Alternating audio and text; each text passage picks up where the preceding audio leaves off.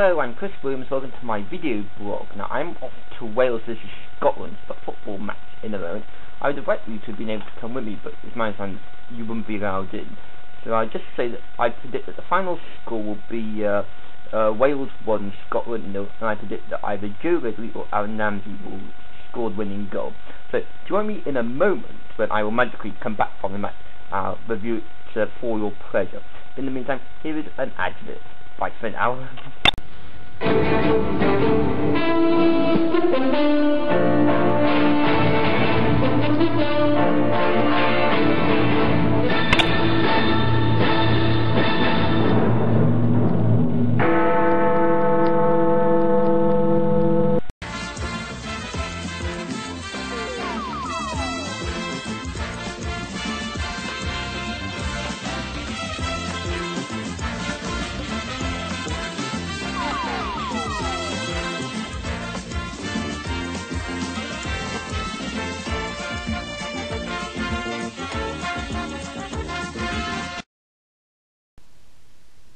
I really would like some clarification on whether or not digital cameras and mobiles are allowed in stadiums or not.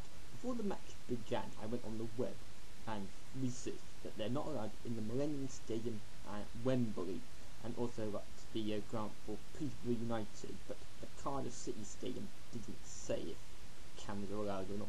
I saw some people filming anywhere. I've noticed on YouTube in the hours since I've come back from the match that someone put the national anthems on YouTube for people to watch.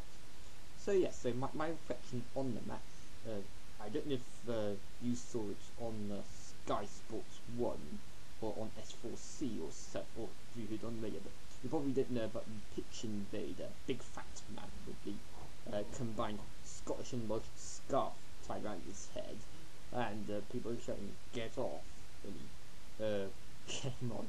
So I predicted that the final score would be 1-0 with either Ledley or Ramsey scoring. Well, in the end it was 3-0, 3 fantastic goals by Wales before the end of the first half. First goal after 15 minutes, that was David Edwards.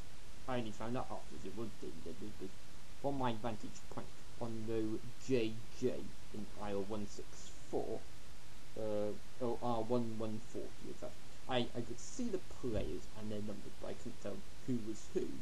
Maybe next time I should take a pen with me and write down in the programme what numbers go with what shirts. But yes, David Edwards scored after 16 minutes, and then Church after 30 minutes, and then Aaron Ramsey, who I thought would get the winning goal. He did get the winning goal, or rather it was the third and final goal of the match. And then the second half was largely boring. I must say that Swiss referee, Mr. Cyril Zimmerman, well, he's rubbish. I saw the here in the UK on the channel called Channel 4, and they make a show called Balls of Steel. There was one spoof concert they had once on that show, where this spoof referee oversaw a youth match, and he booed oversaw it in the perfect times. He sends off people for scoring goals or something, and those who were playing the game, they didn't know it was a wind-up. So this referee, he seemed to be involved in a wind-up nowhere. He just blew oversaw for no reason. He'd book people for no reason.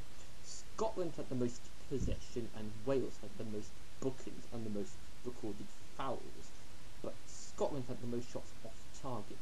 And indeed, I noticed that the Welsh players were clumping together much better than the Scottish players, and hence it's fair to say, as I read on the internet actually, that it's fair to say the Scottish team didn't really get into the match, and that's put a lot of pressure on George Burley to continue as Scottish manager now.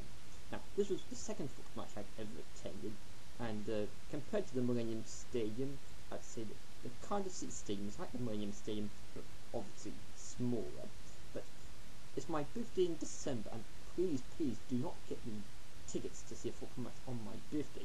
But this weather is too cold to be outside watching football, and I bet I'd go down with the flu, so hence I've had to get my Ribena out of the cupboard and have some of this to make sure that I don't go too cold. Ribena, other drinks are also available. I should add this. This is not a blog.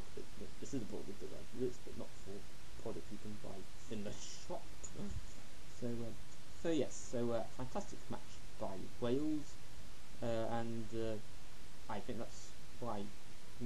about today's game. Attendance a bit more than at my match in the Millennium Stadium against Russia with 13,844, and I agree that Aaron Ramsey, who was man of the match, he would be my man of the match as well. But I think all Welsh players played very well indeed, and as it was a friendly, loads of substitutes had a go as well. Right, so that's all for now. Do join me for future blogs over the next few days, weeks and months. Until next time, bye for now. Bye bye.